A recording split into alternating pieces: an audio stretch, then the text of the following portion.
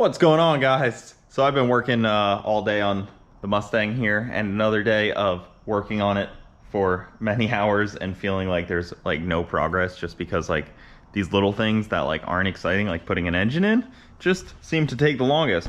Just like stupid little things like making sure that the cable from the alternator can go to the fuse box, and then the alternator post I'm just going to use also to run the power wire back to the main kill switch. And then in here, just cleaning up all the wiring. I ran this guy over here. I kind of bundled up all these wires. So one is the main fuse for the Holly, one is the fuel pump trigger for the Holly, and then the two power and ground for the ECU, the Terminator ECU in there. And then all of these wires those are power for the screen, and these are power for the ECU itself. So I haven't figured out where I'm gonna pull the 12 volt key on power yet, but that's something I'm still looking into. But that's all that we really have now. And then I need to put the relays back here. I need 3 relays, one for the water pump, one for the fuel pump back here, and then I need a third one too. Fuel pump, water pump, and maybe I only need 2 back here. Now that I'm thinking more about it, I'm sure I have it all written down. I'll remember.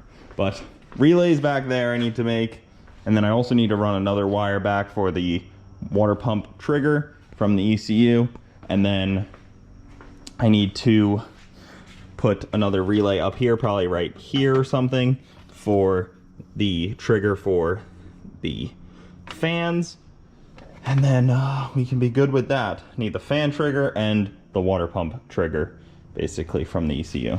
So pretty simple. I need to put a map sensor on this thing, figure out what map sensor I'm going to use, and get one as well, because I don't have a map sensor for this. I have the one on the 240 that I could take off if I needed to, so not really too worried about it, but I don't want to take it off.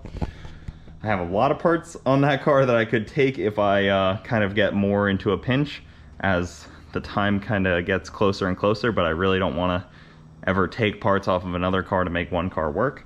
That's always like kind of a goal, you know? You don't want to make one car not run to make another car run, but it's there if I need it. So it's an option. Still waiting on a bunch of parts, so I can't do all the water lines yet until I finish up the 8-rib setup, and then I can finish up the throttle cable, the water lines, the stuff over here. Did I even say I moved this? So I moved the fuse box from here to here because this post was just so close to this post that there was no way to get a reasonably sized wire like nicely. It was one of those things that was like, oh cool, it's so close, but then it was like, oh, it's just too close, and it was like hitting it wouldn't go down all the way, so it was kind of a pain in the butt. So I just moved it, and then I'm gonna finish tucking this wire eventually once I have a guaranteed spot. Waiting on the brake master cylinder so I can know exactly where that is, but I got a nice grommet in the firewall that needs to be pushed in all the way. But so much stuff, so little time, but the car is coming together really well. The screen is in, mounted, just needs the 12 volt keyed ignition or like some kind of switch or something on the dash I might do for the ECU, just to keep it simple. So the key will basically control all of the controls of the car, and then there will be like an ECU switch just to kind of make it a little more guaranteed, I guess, that the ECU is just going to turn on instead of dealing with some of the stock wiring on that. So kind of a thought, but I don't know. I don't have a switch panel for this thing, and I don't really want to buy one for one switch, and I don't want to use like a junky eBay switch or something. I don't know. I haven't figured out what like one switch I'm gonna use yet, because it's just weird to have something for one switch. But if I get a switch panel, I'll use it, but I don't have one yet, and I don't know what I'm gonna do for starter yet. But starter actually should be fairly easy, as this wire right here is for the starter from the ignition, so shouldn't be too bad. I don't know. So many questions still, but just keep plugging away on this every day. Once I have the injectors in the next couple days, we should be able to finalize the top end of this motor and then put the spark plugs in, put the coils on, all that good stuff. Coil packs, finish plugging in the harness up here, and then kind of be good to go. I'm just gonna cap this for now, not deal with heating because of where it is and where the coils are and stuff. So I'm not gonna deal with the heat yet. Shouldn't need it. Should be fine without it. Heat is not a concern.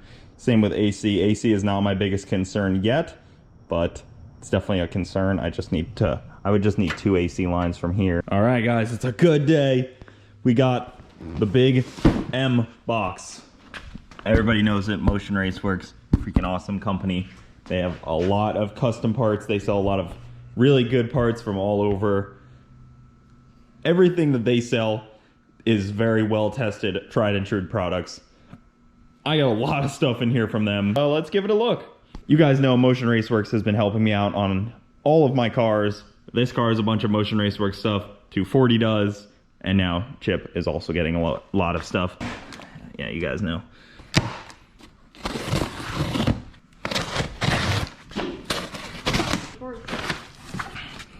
You excited? I am. It matches. This is my favorite flavor. Yeah, and it matches your outfit.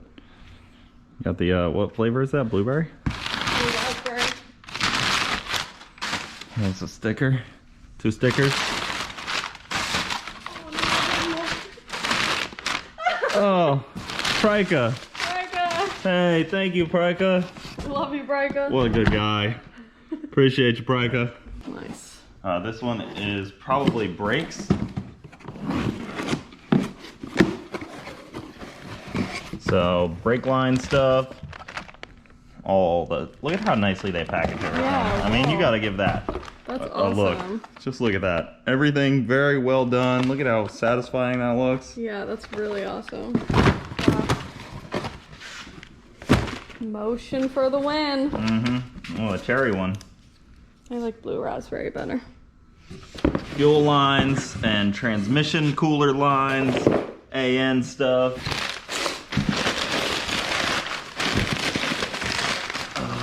Here is the transmission cooler.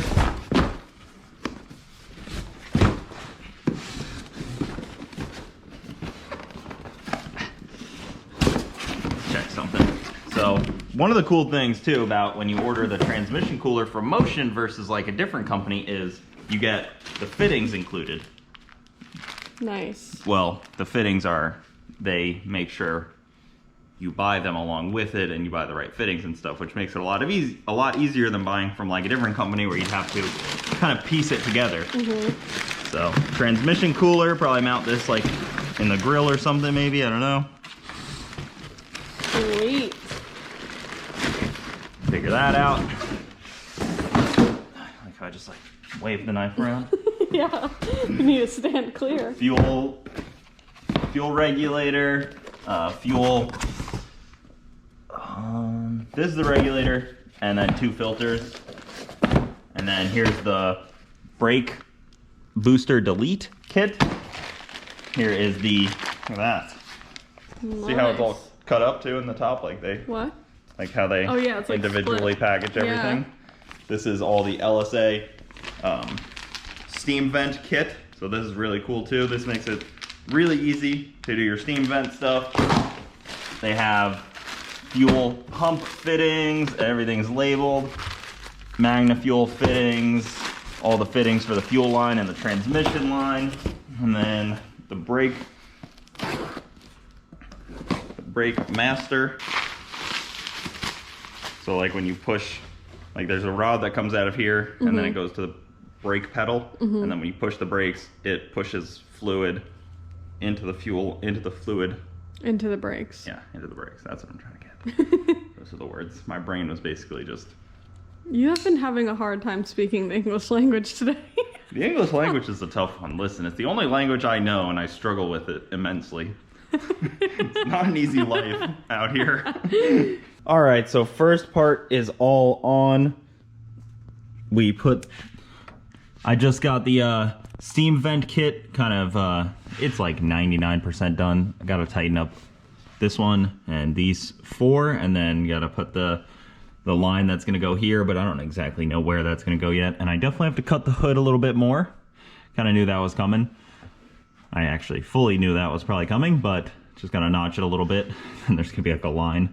And then it also comes with this, which is a weld-on bung for the radiator, so you can put it like, I don't know, there or over there, or something, I don't know. Something like that. Figure out where this guy will go. I could put like a radiator line, I don't know.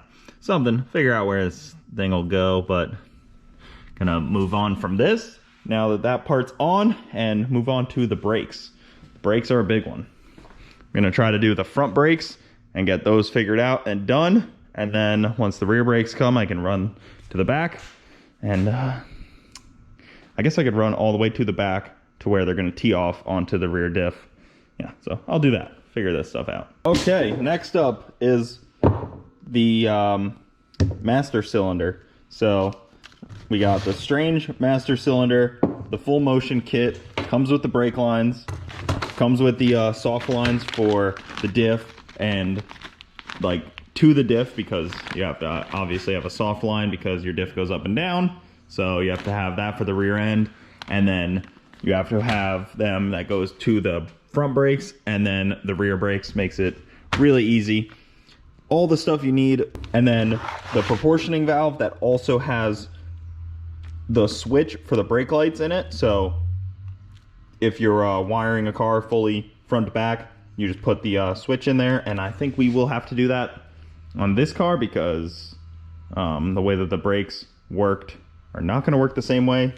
So I'm going to have to wire this into the old setup, figure that out. But otherwise, this is the full kit, and let's get to it. Okay, so we need to talk about how great this is. So this is the kit, and it looks like just a piece of metal, like, oh, anybody could just cut that out. But you really can't, because they go so above and beyond on this.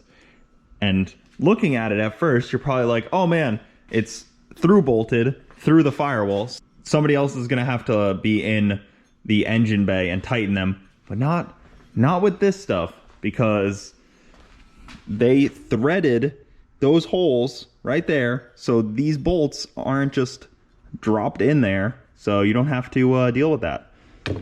So you just have to, like that, all of them are threaded, and then goes right in. And on top of that, they use this really nice Allen head that lays flush, so you don't have some ugly hardware sticking out. You just have a nice clean Allen headed bolt. Okay, so it's all done, dressed up. I tightened everything. Just needs to be put in. Pretty simple now. This is what it's replacing, and this isn't even the whole thing, but it deletes that. This gigantic brake booster, which uses vacuum assisted for your brakes. So deletes all this and replaces it with that. Look at that.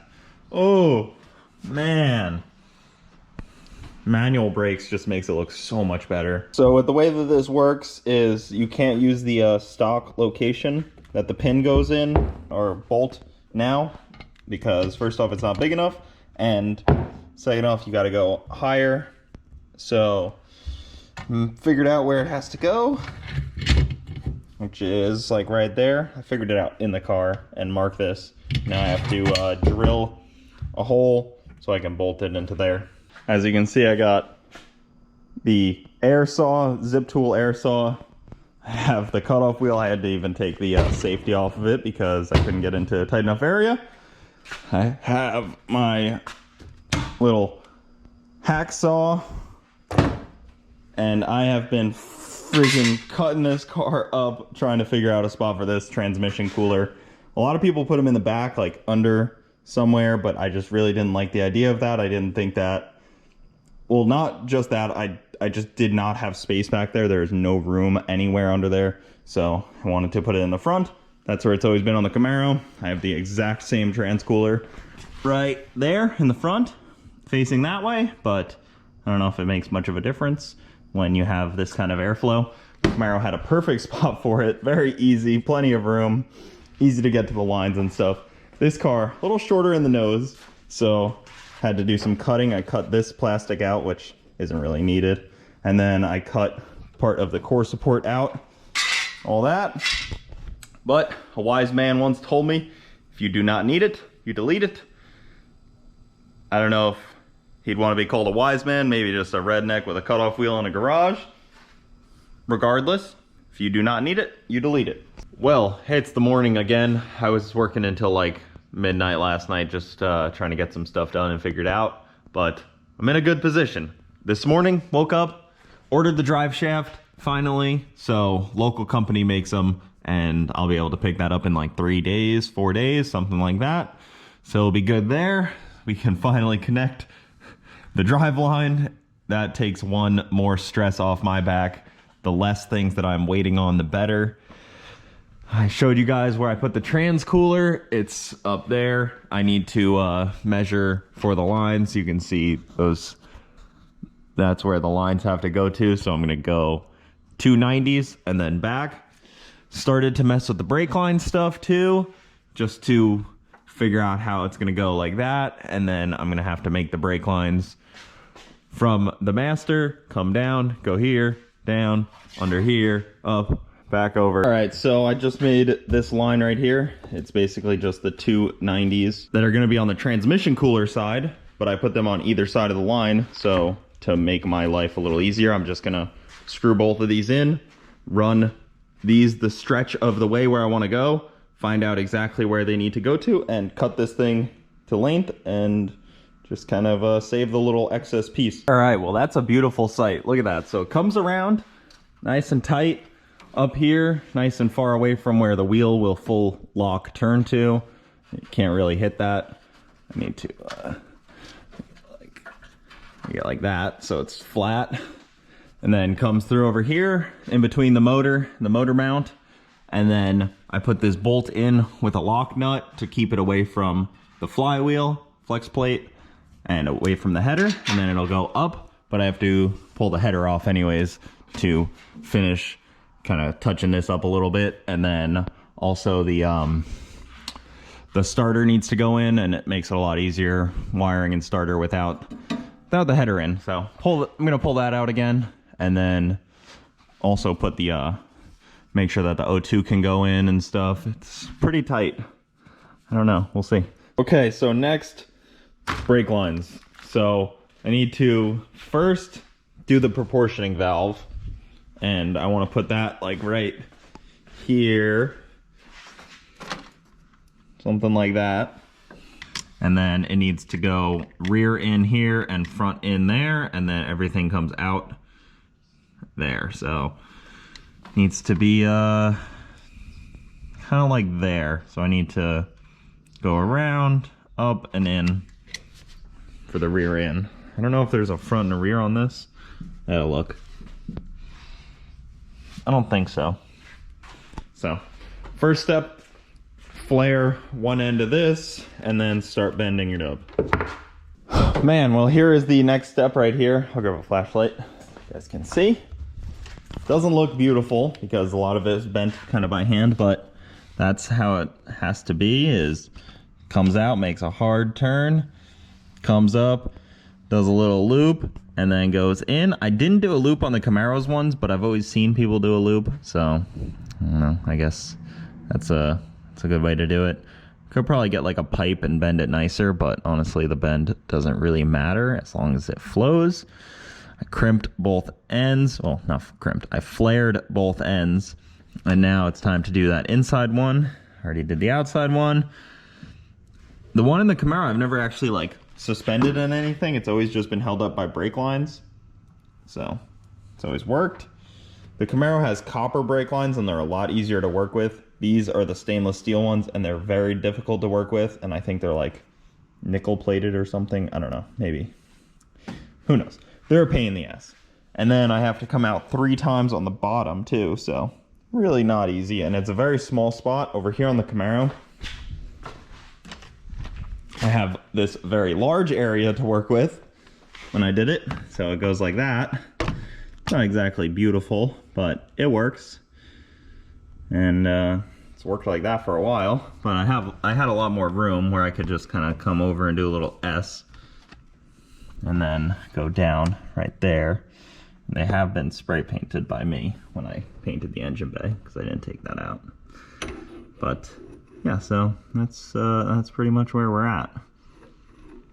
And I did it the same way, front and rear, and it's always worked. So I guess we'll just kind of copy this. All right, well, because I want to go edit and eat some lunch, I'm going to finish this video off there and then come back a little later, pick back up where I left off and keep going because I don't have a lot of time to finish this car and I have a lot of things to do still. I mean, look at the interior, look at the freaking wiring harness. Like, it's gonna be really down to the wire. I don't even have injectors in yet. I don't have my final drive line done. I don't have my belt setup done yet. There's so much still to do and so little time, but it's gonna be really cool to come down to the wire and get this thing finished. There's so many parts on order, so many things I have to do. It seems endless and it's really daunting, but I really feel that I have the best team in the world and I have no doubt that we can finish this. So we don't have much time left. Gonna have to get to work.